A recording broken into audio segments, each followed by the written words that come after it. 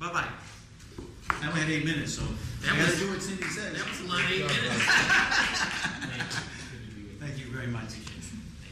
Hello, everyone. I'm Linda Dorsino-Fori, State Representative. I'm joined here with my colleague. And her partner in the House of Reps, Walter Timothy. And we're happy to be here. The governor's here today, and it's an exciting time, really, to listen to the issues and concerns of folks here in Milton, but really the Commonwealth. In general, it's a microcosm. It is, and so this is a great opportunity. And we look upon this as the first of many town meetings that Governor Patrick will have in the next 6-7 years. Absolutely. Yeah, we're looking for 2 terms. We are, of course.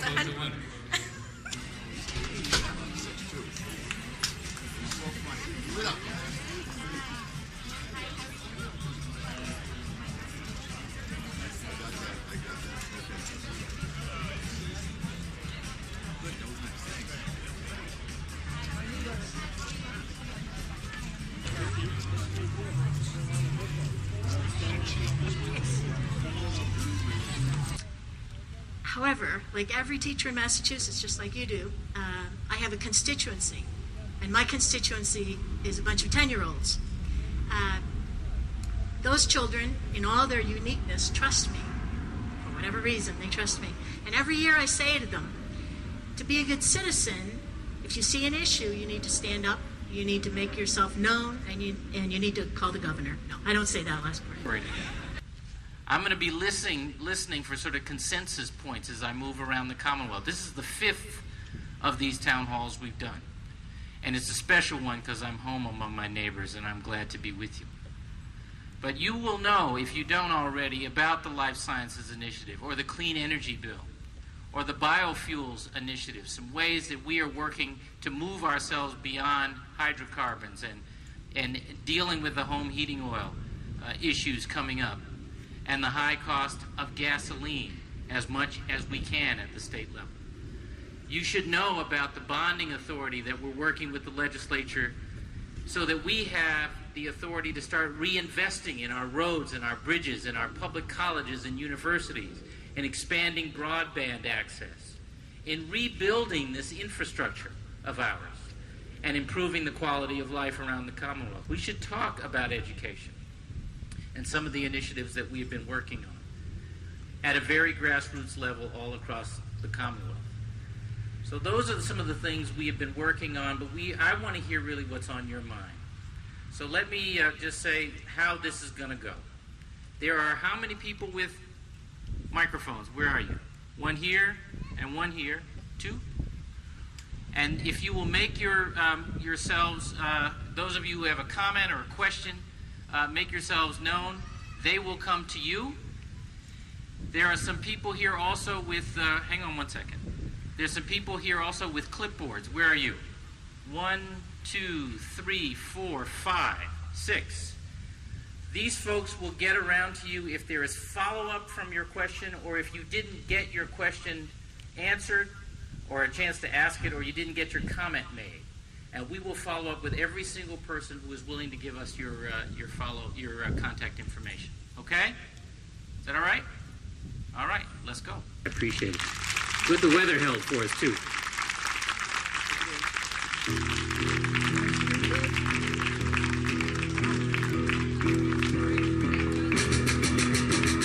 Good day, sunshine. Good day, sunshine. Good day, sunshine. I need to laugh, and when the sun is out. Look at the governor coming to Milton. Well, I think it's great that he took the time to come to his home state, hometown in Milton, Massachusetts. He was great. He's a great listener, and I think everybody had a great time. Ditto, and I think it's always great to see him. It's great to listen to what he has to say, and it's also interesting to see what other people's concerns are throughout the state. It's real interesting to see what people are involved in and how they're doing. So, great night. The weather held out, and it's a lot of fun. Thank you. What are your thoughts after Governor Patrick's presentation to the town of Milton? Well, I was pleased he was here. I was hoping to speak to him about the fact that we were very appreciative of his contributions to our full-day kindergarten program that has 290 plus children signed up, which is about 95% of the kids. really thrilled with that and the work we're doing to close the achievement gap. But what I wanted to really tell him was that I think the time for Prop 2.5 is over, that it's outlived its usefulness, and that we are in desperate straits and our revenues are far outdistanced by our expenses. We're losing nurses, we're losing extended day opportunities, we're paying, like everybody else, higher heating and utility costs, and we simply can't get by on what we have. We need more extended day help. We need help to support the costs of our special education program, which we are anxious to provide for our special needs children. But for example, some of those programs are outplacement programs that can cost $100,000 plus per year fortuitously, and we're getting very little help from the state. That's 2 school teachers. So I was hoping to say to him, we better start looking again with new initiatives, new ways to support our educational programs, or all the best efforts in the world are going to mean nothing to us. That having been said, I'm delighted he was here. Thank you, Mr. Lovely. Thank you, Hello, Brian. everybody. I have Bernie Lynch here. Bernie, welcome to Talk of the Town. What's your name? This is Bernie Lynch from Milton Speaks. How are you? Brian, good to see you. Tell us what you I was thought. wondering you were going to invite us on the campus. Tell us what you thought about the governor being What a here turnout. today. What a turnout. Yeah. How many people? Probably 400 or 500 people, I think. I think so. It was excellent, yeah. And some of the questions were great. The weather changed. It's about 72 degrees now. Before it was almost 90. They had contemplated having to take this up to the Pierce School because of the threatening clouds, but the sun came out, and to bless Deval Patrick, our great governor. Vito, come over here, Paul. Say hello to everybody at home. Hello, everybody. Welcome to Talk of the Town. Welcome to the Talk of the Town. So, Paul, what did you think about this today? I thought it was very, very informative, and it's, the governor asked everybody to kind of reinvest themselves in the community, and it's a good start. I was kind of surprised how many people came from other towns asking questions today, and I think that's good. We think that questions would end at the town border, but some very interesting questions, and I'm really amazed at how well it was set up, with an ability to follow up, people with clipboards who can get back.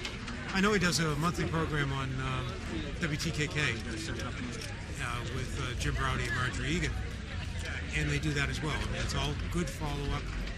It's being a good politician in the most positive sense. So And you're going to be meeting with him in a impressed. minute, aren't you? You're going to be interviewing him in a minute yourself? I think so. All right, well, He's good gonna luck. Come this way. Thanks. Thank you, Talk Paul. to you soon. Bye-bye. Bye-bye. Car from Comcast. Wave, Tiffany.